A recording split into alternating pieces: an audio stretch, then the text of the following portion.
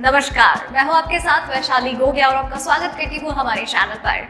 आप देख रहे हैं खबरें फटाफट। तो दोस्तों, आपकी सुबह की शुरुआत करते हैं दिन भर की गर्मा गर्म खबरों के साथ। दोस्तों, आप तो जानते ही हैं कि हाल फिलहाल में जो भी सिचुएशन है वो कितनी ज्यादा क्रिटिकल हो गई है। देश की सुरक्षा एक अहम मुद्दा है। प्रधानमंत्री नरेंद्र मोदी अपनी तरफ से अलग अलग बातें कर रहे हैं। चुनावी माहौल में कोरोना वायरस की वैक्सीन और साथ ही साथ कोरोना वायरस वैक्सीन का लोगों तक पहुंचना और किनको इसकी सबसे ज्यादा जरूरत है, ये सब चीजें बहुत ज्यादा टॉकटिव पॉइंट है। इसके अलावा देश के नागरिकों के लिए खास बात ये है कि त्योहारी सीजन में खूब सारे ऑफर्स निकल रहे हैं जिनके बारे में जानना आपको बहुत जरूरी है और उसके लिए आपको वीडियो एंड तक देखना होगा। तो चलिए ज्यादा वक्त बर्बाद नहीं करते हैं और सीधे बढ़ते हैं आज की सुर्खियों की ओर। पीएम मोदी बोले, कोरोना वैक्सीन देश के हर नागरिक के लिए उपलब्ध होगी, कोई भी नहीं छूटेगा। प्रदूषण पर लगेगा ब्रेक, नए कानून को मंजूरी, उल्लंघन करने वाले पर 1 करोड़ तक का जुर्माना, जाएंगे जेल। इंसानों को कुछ महीनों बाद फिर से हो रहा कोरोना, एंटीबॉडी हुई बेअसर। केंद्र के इस कानून के बाद किसानों को नहीं मिल सकेगी मुफ्त बिजली, सब्सिडी खत्म करने की हो रही है तैयारी। इंडियन रेलवे दिवाली छठ से पहले यूपी बिहार के लिए चलाएगा 68 फेस्टिवल स्पेशल ट्रेन। 1 नवंबर से बदल जाएंगे आपके पैसे से जुड़े ये 7 नियम, आपकी जेब पर पड़ेगा सीधा असर। जी हाँ दोस्तों, ऐसे और भी कई खबरें और अपडेट्स निकलकर सामने आ रही है जिनकी सही और सटीक जानकारी हम आपको आगे इस वीडियो में देंगे। बस आप वीडियो के साथ एंड तक बने रहिए, चैनल को सब्सक्राइब कर लीजिए, बेल आइकन को दबा दीजिए ताकि आप तक सारी नोटिफिकेशन आते रहे। बस आपसे ये कहना है कि छोटी सी रिक्वेस्ट है आपसे, ये वीडियो बनाने में मुझे बड़ी मेहनत होती है और आप भी मेहनत से, प्यार से, सब्र से और हमारा पूरा सपोर्ट करने के लिए वीडियो एंड तक देखते हैं, उसका हम तहे दिल से शुक्रिया अदा करते हैं। बस आप अपना ही प्यार और सपोर्ट हमारे साथ इसी तरीके से बरकरार रखिए और विचार तो साझा करने ही हैं क्योंकि आपके ओपिनियंस बहुत मैटर करते हैं। वीडियो पसंद आती है तो इसे लाइक कीजिए, अपने परिवार वालों के साथ शेयर भी कीजिए। तो चलिए बढ़ते हैं कि करके इन खबरों की ओर, जानते हैं कि क्या कुछ हो रहा है देश और दुनिया में। देश में कोरोना वायरस के दैनिक मामलों में गिरावट के बाद पिछले 2 दिनों से बढ़ोतरी हो रही है। बुधवार को जहां 43,893 नए मामले सामने आए थे, वहीं पिछले 24 घंटे में संक्रमण के 49,881 मामले दर्ज हुए हैं। इसके अलावा देश में कोरोना से ठीक होने वाले मरीजों की संख्या 73 लाख के ऊपर हो गई है। वायरस के कारण 517 लोगों की जान गई। केंद्रीय स्वास्थ्य एवं परिवार कल्याण मंत्रालय के आंकड़ों के अनुसार पिछले 24 घंटे में कोरोना वायरस के 49,881 नए मामले सामने आए। वहीं इस दौरान 517 लोगों की जान गई। चलिए बढ़ते हैं अगली खबर की ओर। कोरोना वायरस का संकट देश और दुनिया में बरकरार है। भारत में इस वक्त कोरोना की कई वैक्सीन का ट्रायल हो रहा है। इस सब के बीच प्रधानमंत्री नरेंद्र मोदी बड़ा बयान दर्ज कर चुके हैं। प्रधानमंत्री का कहना है कि जब भारत में कोविड वैक्सीन उपलब्ध होगी तो हर नागरिक को वैक्सीन दी जाएगी, कोई भी नहीं छूटेगा। अपने एक इंटरव्यू में उन्होंने कोरोना वैक्सीन को लेकर चर्चा की। पीएम ने इस सवाल पर कहा, मैं देश को आश्वस्त करना चाहता हूँ कि जैसे ही देश में वैक्सीन उपलब्ध होगी हर किसी को वैक्सीन दी जाएगी, किसी को छोड़ा नहीं जाएगा। इंटरव्यू में पीएम मोदी ने कहा, कोरोना वायरस का संकट अभी बरकरार है, ऐसे में लोगों को सावधानी बरतनी चाहिए। बढ़ते हैं अगली खबर की ओर। मायावती ने सपा बसपा गठबंधन को बताया बड़ी गलती, कहा हराने के लिए बीजेपी को भी करेंगे वोट। जी हां, उत्तर प्रदेश में राज्यसभा चुनाव के दौरान बसपा में बगावत सामने आने के बाद सियासत गरमाई हुई है। राज्यसभा चुनाव में बगावत करने वाले 7 विधायकों को बहुजन समाज पार्टी ने निलंबित कर दिया। दरअसल एक दिन में बसपा के 7 विधायक बागी हो गए और समाजवादी पार्टी के खेमे में चले गए। उधर मामले में बसपा सुप्रीमो मायावती ने ऐलान किया है कि भविष्य में होने वाले किसी भी एमएलसी चुनाव में बसपा सपा प्रत्याशी के खिलाफ ही वोट करेंगे, चाहे उसे बीजेपी या किसी अन्य पार्टी का ही समर्थन क्यों न करना पड़े। मायावती ने साथ ही में लोकसभा चुनाव के दौरान हुए सपा बसपा गठबंधन के कदम को भी बड़ी गलती कहा। चलिए बढ़ते हैं अगली खबर की ओर।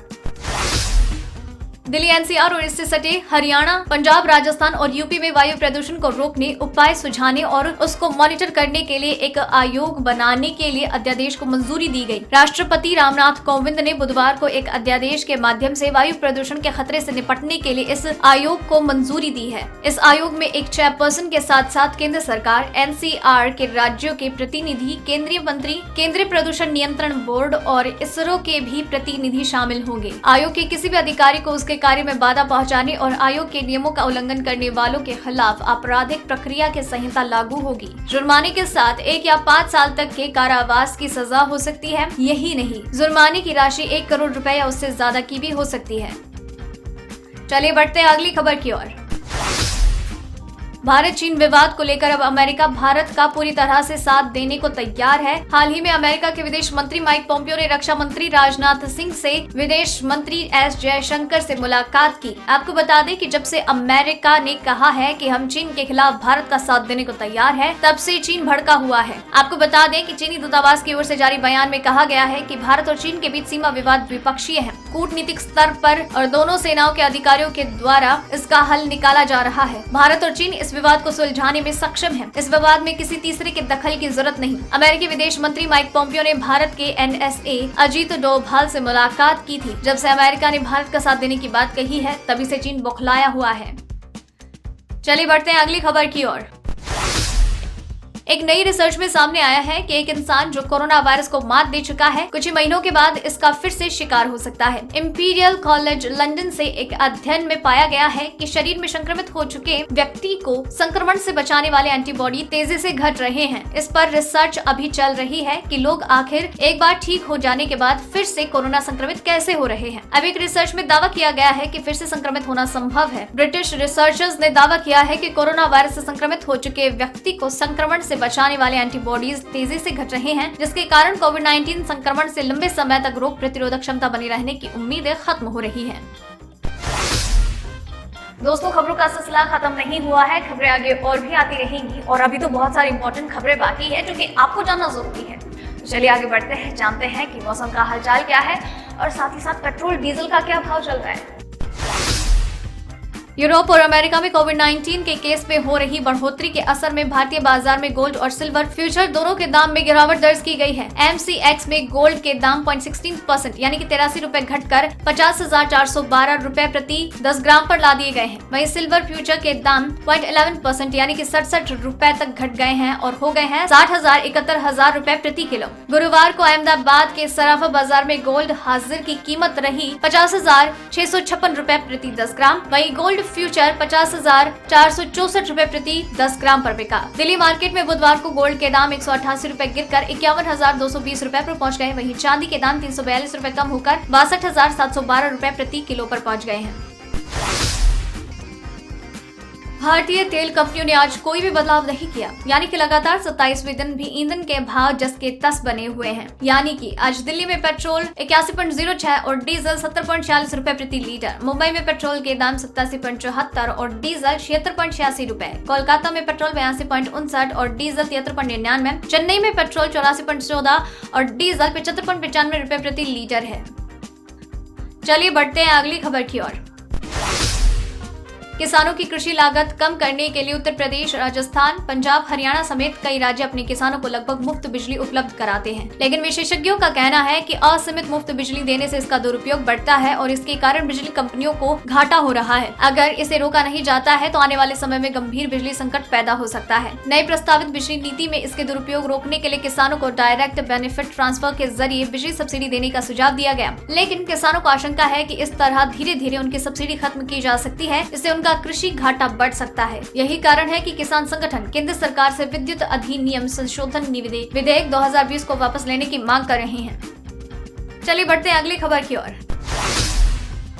1 नवंबर 2020 से देश भर में कई नियम लागू होने जा रहे हैं, जिसका सीधा असर आपकी जिंदगी में होगा। 1 नवंबर से LPG गैस सिलेंडर की डिलीवरी का पूरा प्रोसेस बदलने वाला है। अब से गैस बुकिंग के बाद ग्राहकों के मोबाइल नंबर पर एक OTP होगा। वहीं बैंकों में भी आपका पैसा जमा करने और निकालने के लिए भी फीस देनी होगी। बैंक ऑफ बड़ौदा ने इसकी शुरुआत भी कर दी है। अगले महीने से तय सीमा के ज्यादा बैंकिंग करने पर अलग से शुल्क लगेगा। साथ ही इंडियन रेलवे पूरे देश की ट्रेनों के टाइम टेबल को बदलने जा रहा है। पहले ट्रेन की टाइम टेबल 1 अक्टूबर से बदलने वाली थी, लेकिन किन्हीं कारणों से इसे बढ़ाकर 31 अक्टूबर कर दिया। केरल सरकार ने सब्जियों के लिए आधार मूल्य तय कर दिया है। इसी के साथ केरल सब्जियों के लिए न्यूनतम समर्थन मूल्य तय करने वाला देश का पहला राज्य बन गया।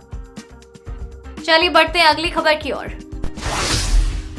दिवाली और छठ पूजा पर घर जाने वालों को इंडियन रेलवे ने अच्छी खबर दी है। अगर त्योहारों में आप घर जाने की योजना बना रहे हैं तो आपको ट्रेन में टिकट के लिए परेशान नहीं होना होगा। इसके लिए भारतीय रेलवे ने 68 फेस्टिवल स्पेशल ट्रेन चलाने का ऐलान किया। ये सभी ट्रेन उत्तर प्रदेश और बिहार के अलग अलग जिलों का साथ देने के लिए कुछ अन्य हिस्सों में भी जाएंगी।